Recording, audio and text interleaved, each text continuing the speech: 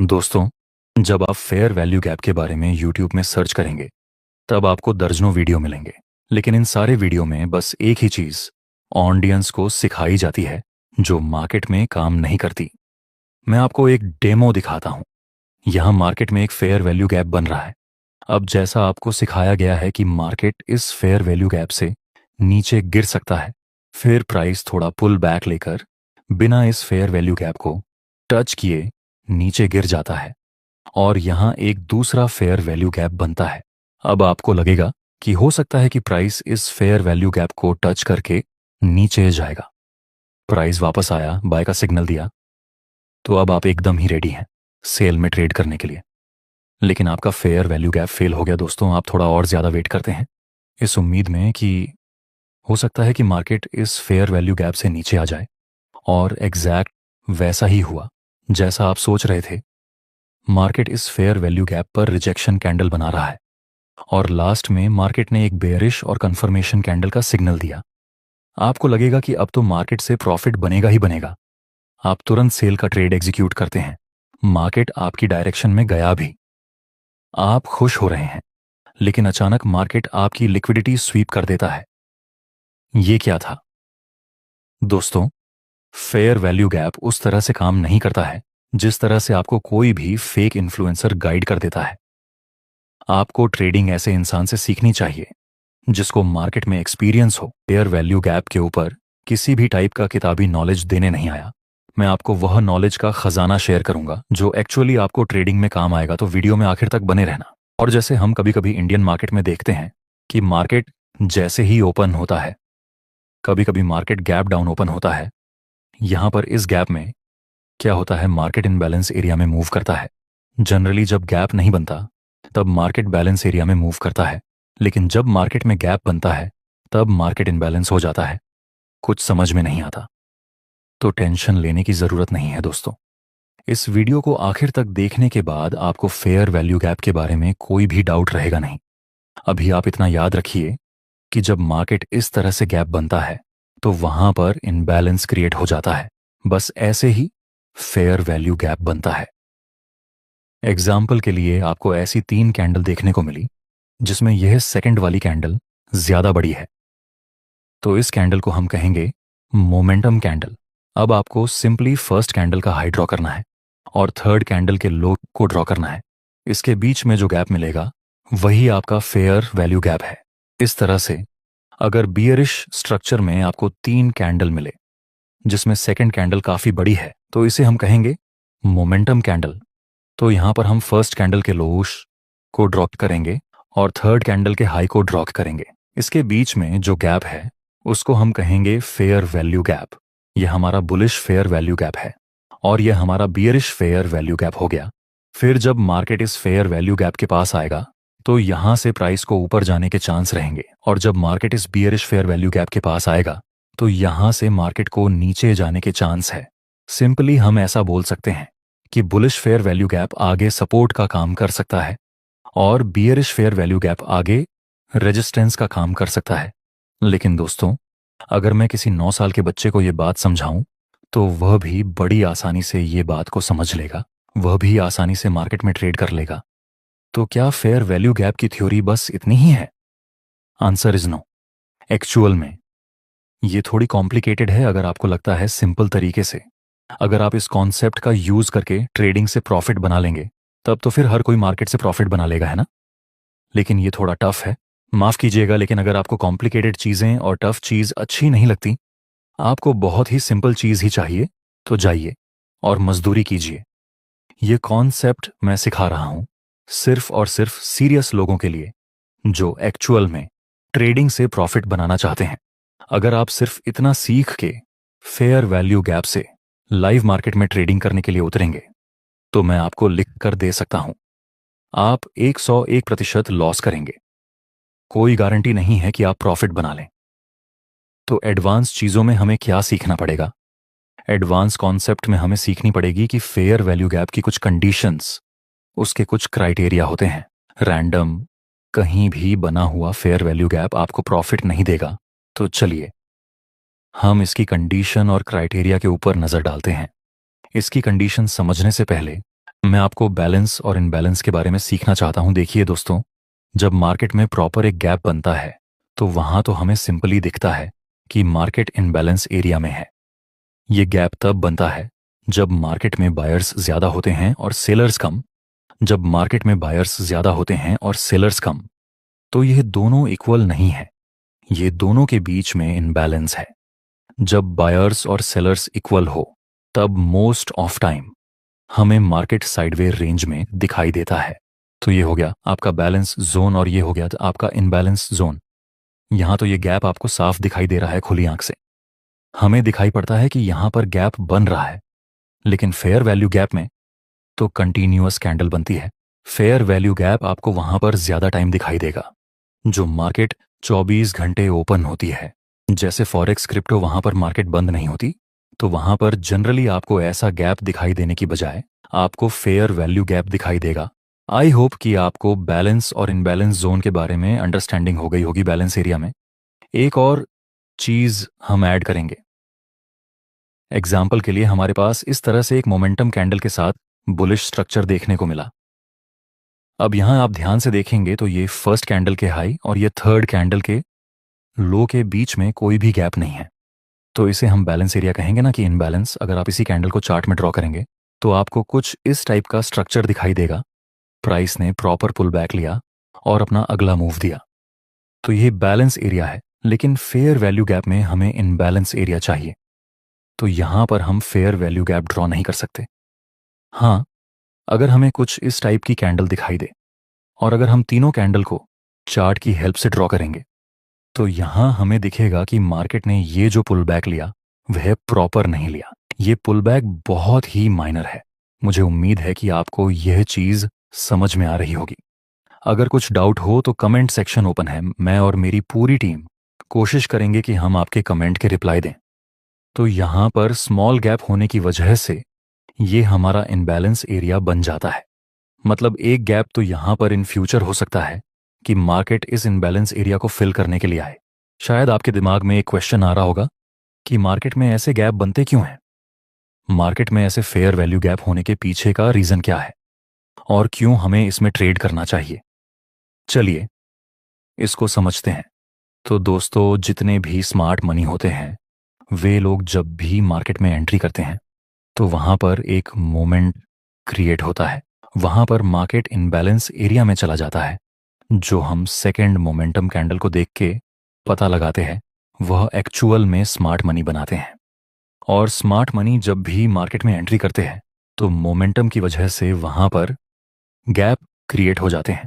तो हम बोल सकते हैं कि स्मार्ट मनी की वजह से मार्केट में इनबैलेंस एरिया या फिर गैप क्रिएट होते हैं। और जरूरी नहीं कि हर फेयर वैल्यू गैप के पीछे स्मार्ट मनी का ही हाथ हो।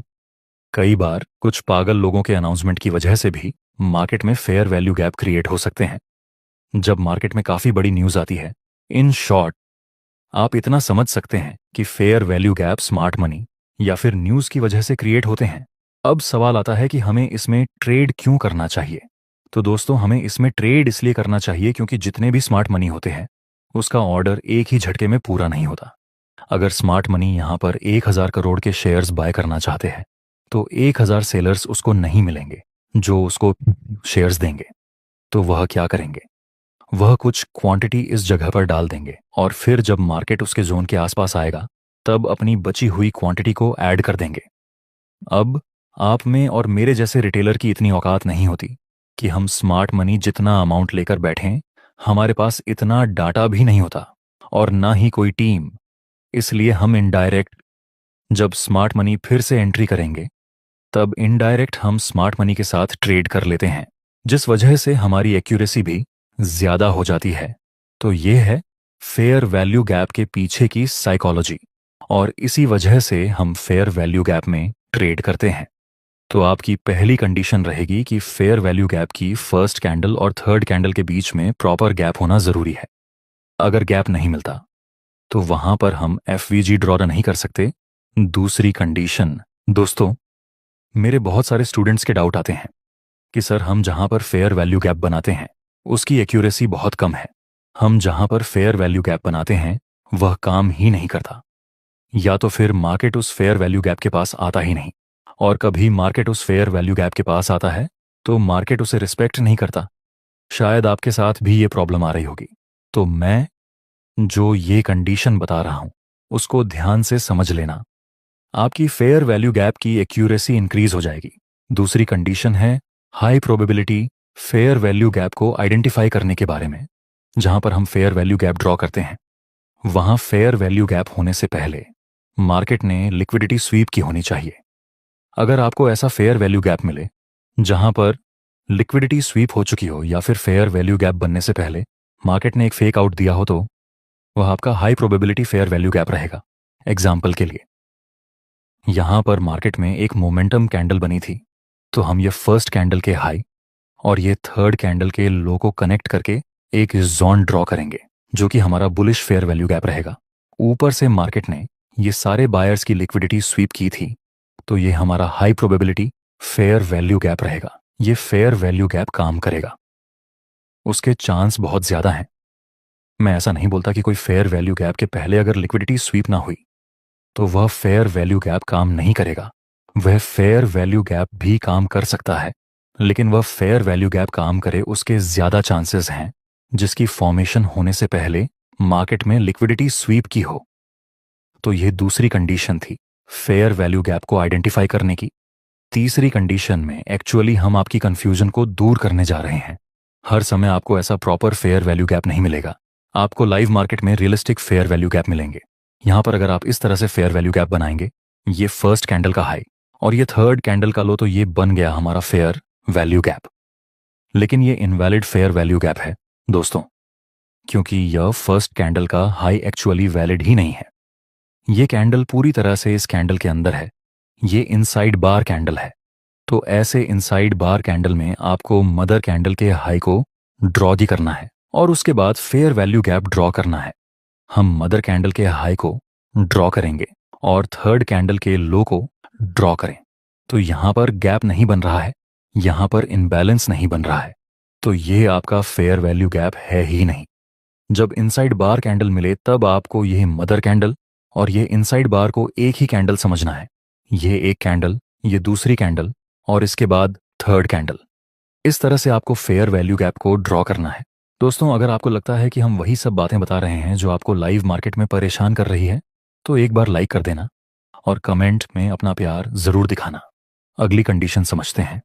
अगर आपके सामने लाइव मार्केट में कुछ इस तरह से कैंडल मिले जिसमें एक ही कैंडल के अंदर बहुत सारी कैंडल की फॉर्मेशन हो चुकी हो, तो ऐसी स्थिति में भी हम इस मदर कैंडल को सिर्फ एक ही कैंडल काउंट करेंगे। यह मदर कैंडल के अंदर की सारी कैंडल को हम इग्नोर करेंगे। फिर जब हम फेयर वैल्यू गैप बनाएंगे तो हम मदर कैंडल के हाई को टच करके और यह सेकंड कैंडल को स्किप करके थर्ड कैंडल के लो को ड्रॉ करेंगे। इसके बीच का जो गैप रहेगा वह हमारा रहेगा fair value gap. Fair value gap में अगर हमें मदर कैंडल के अंदर बहुत सारी इनसाइड बार कैंडल देखने को मिले तो हम ये सारी कैंडल को एक एक करके काउंट नहीं करेंगे। हम सिंपली इस मदर कैंडल के हाई को ड्रॉ करेंगे और लो को ड्रॉ करेंगे। ये हमारी एक कैंडल, ये दूसरी और ये थर्ड कैंडल। तो अब हम सिंपली मदर कैंडल के हाई को ड्रॉ करेंगे और थर्ड कैंडल के लो को ड्रॉ करेंगे। इसके बीच में जो गैप रहेगा वह रहेगा हमारा फेयर वैल्यू गैप। अगली कंडीशन दोस्तों, फेयर वैल्यू गैप हमेशा अनमिटिगेटेड होना चाहिए। मतलब आप किसी भी फेयर वैल्यू गैप को सिर्फ और सिर्फ एक ही बार यूज कर सकते हैं। एग्जाम्पल के लिए यहां पर मोमेंटम कैंडल बनी थी तो हम यह फर्स्ट कैंडल के हाई को ड्रॉ करेंगे और यह सेकंड कैंडल को स्किप करके थर्ड कैंडल के लो को ड्रॉ करेंगे। यह हो गया हमारा fair value gap. Next price इस फेयर वैल्यू गैप को टच करता है और यहां से अपर डायरेक्शन में मूव करता है। अब अगर मार्केट फिर से इस फेयर वैल्यू गैप के पास आएगा तो अब ये फेयर वैल्यू गैप हमारे लिए कोई काम का नहीं रहा, क्योंकि ये फेयर वैल्यू गैप मिटिगेटेड हो चुका है। हाँ, जब मार्केट ने इस फेयर वैल्यू गैप को टच नहीं किया था तब ये अनमिटिगेटेड था। यहां पर हम ट्रेड कर सकते हैं, लेकिन जब एक बार फेयर वैल्यू गैप को मार्केट टच कर दे तो वहां से हम दूसरा ट्रेड नहीं कर सकते। तो आपको हमेशा याद रखना है कि फेयर वैल्यू गैप हमेशा अनमिटिगेटेड होना चाहिए। सेम टू सेम मैं आपको एक और फेयर वैल्यू गैप दिखाना चाहता हूं। यहां मोमेंटम कैंडल बनी तो हम फर्स्ट कैंडल के लो और थर्ड कैंडल के हाई को ड्रॉ करके एक फेयर वैल्यू गैप बनाएंगे। अब तक ये फेयर वैल्यू गैप अनमिटिगेटेड था। नेक्स्ट मार्केट ने इस फेयर वैल्यू गैप को टच किया और फिर यहां से मार्केट ने बेयरिश डायरेक्शन में मूव दिया। तो अब ये फेयर वैल्यू गैप मिटिगेटेड हो चुका है। दोबारा अगर मार्केट इस फेयर वैल्यू गैप के पास आएगा तो यहां ये एफवीजी हमारे लिए कोई काम का नहीं रहेगा। तो आपको इस चीज का ध्यान रखना है।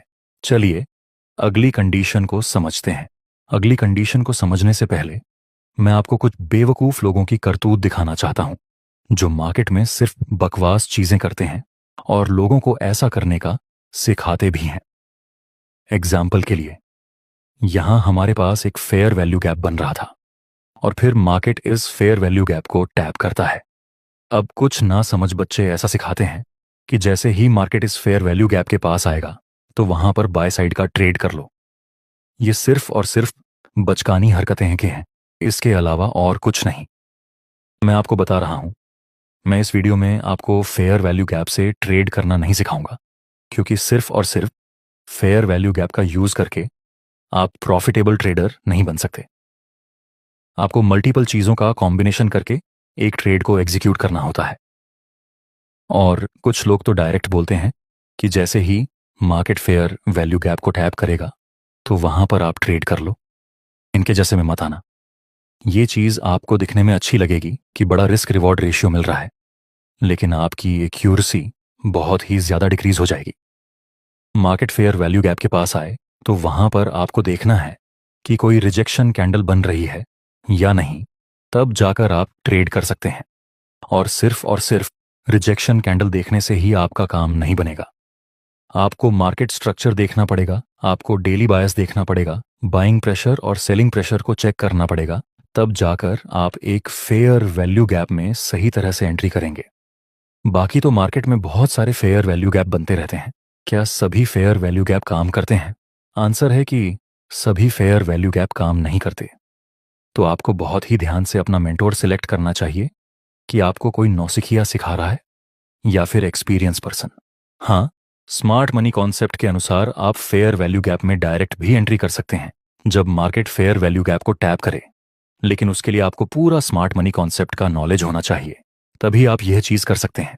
सिर्फ फेयर वैल्यू गैप को देखकर आप डायरेक्ट ट्रेड नहीं कर सकते। और स्मार्ट मनी कॉन्सेप्ट पर हम पूरी सीरीज बना ही रहे हैं। जैसे जैसे आप इस सीरीज में आगे बढ़ते जाएंगे वैसे वैसे आप सही तरह से एंट्री करना भी सीख लेंगे। चलिए अगली कंडीशन को समझते हैं। जब भी मार्केट में फेयर वैल्यू गैप बने तो रैंडम फेयर वैल्यू गैप काम नहीं करता है। फेयर वैल्यू गैप बनने के बाद मार्केट में ब्रेक ऑफ स्ट्रक्चर होना जरूरी है। अगर मार्केट ब्रेक ऑफ स्ट्रक्चर बनाकर फिर उस फेयर वैल्यू गैप को टैप करेगा तो वह फेयर वैल्यू गैप ही आपके काम का है। बाकी इंटरनल स्ट्रक्चर में फेयर वैल्यू गैप के पास आकर मार्केट अगर कोई सिग्नल देगा तो वहां हमें थोड़ा अलर्ट रहकर ट्रेड करना चाहिए। इसमें एक्यूरेसी थोड़ी कम होती है। जबकि फेयर वैल्यू गैप बनने के बाद मार्केट ब्रेक ऑन स्ट्रक्चर बनाए तो वह फेयर वैल्यू गैप काम करे, उसके चांस ज्यादा होते हैं। अब मैं आपको फेयर वैल्यू गैप में एंट्री करने का मॉडल सिखा रहा हूं, लेकिन मैं जो आपको एंट्री मॉडल सिखा रहा हूं उससे आप प्रॉफिट नहीं बना पाएंगे। अब आप कहेंगे कि अगर हम प्रॉफिट नहीं बना पाएंगे तो मैं आपको सिखा क्यों रहा हूं? ऐसा इसलिए क्योंकि जब हम स्मार्ट मनी कॉन्सेप्ट का यूज करके फेयर वैल्यू गैप से स्नाइपर एंट्री करना सीखेंगे तब आपको इस कॉन्सेप्ट की जरूरत रहेगी। फिलहाल आपको याद रखना है कि फेयर वैल्यू गैप में आपको एंट्री कैसे करनी है। अगर आप ट्रेडिंग से प्रॉफिट बनाना चाहते हैं तो आपको दो चीजें सीखनी है। अभी हम जो सीख रहे हैं वह है कि फेयर वैल्यू गैप में कैसे एंट्री करनी है, प्लस हम अपनी सीरीज में आगे जो वीडियो अपलोड करेंगे उसमें जो तरीका हम बताएंगे उसको कंबाइन करके आपको फेयर वैल्यू गैप का यूज करना है, जिससे कि आपकी एक्यूरेसी भी इंक्रीज होगी और आपका रिस्क रिवॉर्ड रेशियो भी इंक्रीज होगा और आपको प्रॉफिटेबल ट्रेडर बनने में ज्यादा प्रॉब्लम भी नहीं आएगी। तो जब मार्केट में इस तरह से फेयर वैल्यू गैप बने तो पहला तरीका तो यही है कि सिंपली आप इस फेयर वैल्यू गैप को जैसे ही मार्केट टैप करे वहां से आप एंट्री बना लें। लेकिन कई बार आपका फेयर वैल्यू गैप बहुत बड़ा होगा और आप फेयर वैल्यू गैप के नीचे स्टॉप लॉस रखेंगे तो आपको रिस्क रिवॉर्ड रेशियो थोड़ा सा कम मिलेगा। तो जब भी मार्केट में बड़ा फेयर वैल्यू गैप मिले तो वहां पर आपको इस पूरे फेयर वैल्यू गैप के 50% एरिया को ड्रॉ करना है। और यह काम आप फिबोनाची से भी कर सकते हैं और नॉर्मली ट्रेडिंग व्यू के मेजरमेंट टूल का यूज करके भी कर सकते हैं। तो बड़े फेयर वैल्यू गैप में जब मार्केट फिर से इस 50% एरिया को टैप करेगा और रिजेक्शन कैंडल के साथ आपको कोई सिग्नल मिले तो वहां पर आप ट्रेड कर सकते हैं। पर ऐसा जरूरी नहीं कि मार्केट इस 50% एरिया के पास आकर ही ऊपर जाएगा। हो सकता है कि मार्केट इस फेयर वैल्यू गैप को टैप करके ही ऊपर चला जाए। हो सकता है मार्केट इस 50% एरिया को टैप करके ऊपर चला जाए, या फिर हो सकता है मार्केट इस लोवेस्ट पॉइंट को टैप करके ऊपर जाए। और ऐसा भी हो सकता है कि आपका फेयर वैल्यू गैप काम ना करे। लेकिन एक सेफ तरीका यही रहेगा कि जब बड़ा फेयर वैल्यू गैप बने तो वहां से मार्केट 50% एरिया तक आकर फिर ऊपर जाए। ऐसा होने के चांस ज्यादा है। अब कुछ लोग कहेंगे कि ये बंदा तो ऐसा बोल रहा है कि फेयर वैल्यू गैप फेल भी हो सकता है। दोस्तों, मैं आपको सिर्फ सच बता रहा हूं। अगर मैं ऐसा बताता कि जब भी मार्केट फेयर वैल्यू गैप के पास आएगा तो यहीं से मार्केट ऊपर चला जाएगा, बूम, आप प्रॉफिट बना लेंगे, आप ऐसा कर लेंगे, वैसा कर लेंगे, अगर मैं ऐसा बोलता तो मेरे वीडियो को वायरल होने में ज्यादा टाइम नहीं लगता। लेकिन मैं वही बता रहा हूं जो सच है। अगर आप सच सुन सकते हैं तो ही आप हमारे चैनल को सब्सक्राइब करना, वरना आपको मक्खन लगाने वाले तो मार्केट में बहुत सारे मिलेंगे। चलिए, फिर हम मिलते हैं स्मार्ट मनी कॉन्सेप्ट के दूसरे पावरफुल वीडियो में। जैसे जैसे सीरीज आगे बढ़ती रहेगी वैसे वैसे हम एंट्री करने का प्रॉपर मेथड आपसे शेयर करते रहेंगे। और अगर आपको ये वीडियो अच्छा लगा हो तो एक लाइक कर देना और कमेंट कर देना, और तो और अपने दोस्तों को ज़रूर शेयर कर देना।